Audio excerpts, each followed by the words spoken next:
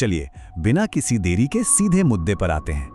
दुनिया के सबसे खतरनाक और जहरीले सांपों से अगर कभी आमना सामना हो जाए तो जान कैसे बचाई जाए। आज हम अपने सोर्स मटेरियल के आधार पर तैयार किए गए इस खास एनालिसिस में गहराई से उतरेंगे। ये कोई आम जानकारी नहीं है, बल्कि एक लाइफ सेविंग सर्वाइवल गाइड है। तो चलिए शुरू करते हैं। इस सर्वाइवल मैनुअल का स्ट्रक्चर हमने काफी सिंपल रखा है। हम शुरुआत करेंगे इस खतरे के ग्लोबल स्केल से, फिर हम उन सांपों की बात करेंगे जो आक्रामक होकर पीछा करते हैं, उसके बाद छिपकर हमला करने वाले, फिर वो जो बेहद घातक हैं लेकिन शांत रहना पसंद करते हैं, और आखिर में सबसे जरूरी जान बचाने वाले कुछ बेहद अहम प्रोटोकॉल्स। तो हमारा पहला भाग है वैश्विक जहरीला खतरा। चलिए इसके असली स्केल को समझते हैं। क्या आप जानते हैं पूरी दुनिया में सांपों की करीब 2500 प्रजातियां पाई जाती हैं, लेकिन इनमें से सिर्फ 500 ही जहरीली हैं। अब आप शायद सोच रहे होंगे कि 500 तो काफी कम है ना? लेकिन असल में हमें इसी जानलेवा माइनॉरिटी से डील करना सीखना है। यही 500 प्रजातियां हैं जिनसे बचने का तरीका हमें हर हाल में पता होना चाहिए। अब आते हैं दूसरे भाग पर, आक्रामक पीछा करने वाले सांप, रफ्तार और प्रहार। यहां से चीजें थोड़ा और सीरियस हो जाती हैं। 20 किलोमीटर प्रति घंटा। सोचिए, ये कोई आम स्पीड नहीं है। अफ्रीका का कुख्यात ब्लैक मांबा इसी रफ्तार से अपने शिकार का सक्रिय रूप से पीछा करता है। पूरे अफ्रीका में सांप के काटने से होने वाली सबसे ज्यादा मौतों के पीछे इसी का हाथ है। और अगर इससे जरा भी खतरा महसूस हुआ ना, तो ये 1 या 2 बार नहीं, बल्कि पलक झपकते ही 10 से 12 बार लगातार वार करता है। सच में रोंगटे खड़े कर देने वाला सच है ये। तो ऐसे में सबसे क्रूशियल पॉइंट क्या है? मान लीजिए आपका सामना ऑस्ट्रेलिया के बेहद जहरीले ईस्टर्न ब्राउन स्नेक से हो जाता है। इसका सर्वाइवल प्रोटोकॉल बिल्कुल साफ है। ये सांप सिर्फ और सिर्फ मूवमेंट यानी हलचल पर रिएक्ट करता है। तो अगर ये सामने आ जाए तो मूर्ति की तरह बिल्कुल स्थिर हो जाइए, बिल्कुल मत हिलिए। आपकी यही एक हरकत आपकी जान बचा सकती है। अब देखिए, ब्लैक मांबा के इस हद से ज्यादा आक्रामक रवैये की तुलना अगर हम टाइगर स्नेक से करें तो बात एकदम पलट जाती है। टाइगर स्नेक इंसानों को देखते ही भागने की कोशिश करता है। वो सिर्फ और सिर्फ तभी काटेगा जब उसे लगेगा कि वो चारों तरफ से घिर चुका है और भागने का कोई रास्ता नहीं है। तो यहाँ सर्वाइवल का एक गोल्डन रूल स्थापित होता है। हमेशा, जी हाँ हमेशा, सांप को वहां से निकलने का एक खुला रास्ता जरूर दें। उसे कभी भी कॉर्नर ना कहें। चलिए आगे बढ़ते हैं भाग 3 पर, छिपकर और दूर से हमला करने वाले सांप। इसमें घात लगाना और दूरी बनाना, ये 2 चीजें अहम हैं। आपको लगता होगा कि दूरी बनाए रखना सेफ है ना? वेल, हमेशा नहीं। फिलीपीन कोबरा को ही ले लीजिए। ये डसने के लिए पास नहीं आता, बल्कि 3 मीटर, जी हाँ 3 मीटर की दूरी से भी एकदम सटीक निशाना लगाकर जहर थूक सकता है। और इसका जहर सीधा आपके श्वसन तंत्र और दिल पर अटैक करता है, जिससे तुरंत सांस लेने में दिक्कत या हार्ट अटैक आ सकता है। मतलब दूर खड़े होकर भी आप खतरे से बाहर नहीं हैं। अब बात करते हैं नॉर्थ अमेरिका के रैटल स्नेक की। इसकी पूंछ की वो झुंझुने जैसी आवाज तो आपने सुनी ही होगी। वो इसकी स्पष्ट वार्निंग बेल है। लेकिन इसके स्ट्राइक करने की रेंज कमाल की है।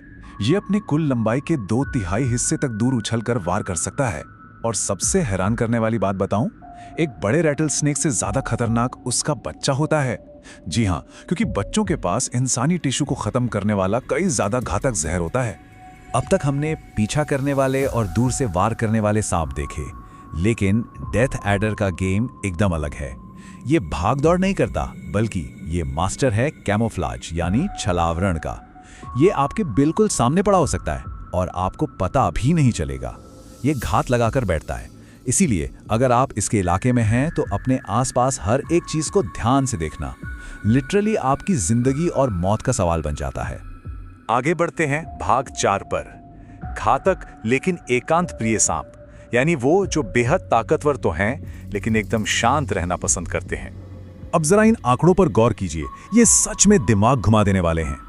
इनलैंड टाइपन का जहर गणित के हिसाब से इतना ताकतवर है कि इसके सामने रैटल स्नेक और कोबरा पूरी तरह बौने साबित हो जाते हैं। इसकी सिर्फ एक बाइट में इतना जहर होता है कि वो 100 इंसानों की जान ले सके। इसके मुकाबले रैटल स्नेक 10 गुना और कोबरा 50 गुना कमजोर है। ये घातकता का एक अलग ही लेवल है। लेकिन यहाँ सर्वाइवल का सबसे बड़ा और सबसे दिलचस्प सबक है। 100 लोगों को मारने की ताकत रखने के बावजूद इनलैंड टाइपन को संत सांप कहा जाता है। कमाल है ना, आज तक इसके काटने से किसी इंसान की मौत रिकॉर्ड ही नहीं हुई। क्यों? क्योंकि ये इंसानों से एकदम दूर भागता है। सिंपल सी बात है, अगर आप इन्हें अकेला छोड़ देंगे तो आपके सर्वाइवल की पूरी गारंटी है। कुछ ऐसा ही हाल समुद्र में रहने वाले बेल्चर सी स्नेक का है। ये दुनिया का सबसे जहरीला सांप है। इसकी सिर्फ कुछ मिलीग्राम बूंदें 1000 इंसानों को खत्म कर सकती हैं, लेकिन फिर भी ये इंसानों से इतना दूर रहता है कि इसके काटने के मामले ना के बराबर हैं। ये खतरा सिर्फ उन मछुआरों के लिए है जो गहरे समंदर में जाल फेंकते हैं। और अब हम आते हैं सबसे अहम हिस्से पर, भाग 5, बचने के जरूरी नियम, समय और इलाज। अगर कभी सामना गलत मोड़ ले ले तो क्या होगा? अगर कोई खतरनाक सांप काट ले तो शरीर के अंदर जो होता है वो किसी भयानक सपने से कम नहीं। न्यूरोटॉक्सिक और हीमोटॉक्सिक जहर, जैसे कि 100 स्केल्ड वाइपर का जहर, चंद मिनटों में आंखों की रोशनी पूरी तरह छीन सकता है। पूरे शरीर में बर्दाश्त के बाहर दर्द, मसूड़ों और शरीर के अंदर से बेकाबू ब्लीडिंग और ब्लड प्रेशर का अचानक से बहुत तेजी से गिर जाना, ये सब साफ तौर पे बताता है कि क्यों आपको एंटीवेनम की तुरंत और अनिवार्य रूप से जरूरत है। ये टाइमलाइन असल में एक त्रासदी की उल्टी गिनती की तरह है। अगर ईस्टर्न ब्राउन स्नेक ने काटा है तो आपके पास सिर्फ 5 मिनट हैं, सिर्फ 5 मिनट। वहीं फिलीपीन कोबरा, टाइगर स्नेक या 100 स्केल्ड वाइपर के लिए ये विंडो 30 मिनट की है और ब्लैक मांबा के लिए 1 घंटा। लेकिन नोटिस कीजिए, डेथ एडर के मामले में ये समय सीमा 6 घंटे तक की है। मतलब इस स्थिति में अस्पताल पहुंचकर एंटीवेनम लेने के लिए काफी अच्छा खासा टाइम मिल जाता है। और ये बात इस डेटा से बहुत अच्छी तरह साबित होती है। आधुनिक चिकित्सा और तेजी से अस्पताल पहुंचना ही आपका सबसे बड़ा रक्षक है। अफ्रीका में ब्लैक मांबा का खतरा इतना आम है कि अस्पतालों में हमेशा फर्स्ट लाइन ऑफ डिफेंस के तौर पर इसका एंटीवेनम तैयार रखा जाता है। अत्यधिक जहरीले सांप के काटने पर यही आपका अल्टीमेट सर्वाइवल टूल है। तो इस पूरी चर्चा को समाप्त करते हुए 500 जहरीली प्रजातियों वाली इस दुनिया में आपके लिए एक सोचने वाला सवाल छोड़कर जा रहा हूं।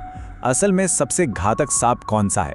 क्या वो जिसका जहर सबसे ज्यादा ताकतवर है, या वो जिसे कोई इंसान अनजाने में गलती से घेर लेता है? सच्चाई तो यही है कि हमारा अपना बर्ताव, हमारी जागरूकता और हम कैसे रिएक्ट करते हैं, यही चीजें तय करती हैं कि हम बचेंगे या नहीं, ना कि सिर्फ उस जहर की जैविक ताकत। इस सर्वाइवल गाइड में मेरे साथ जुड़ने के लिए बहुत बहुत धन्यवाद।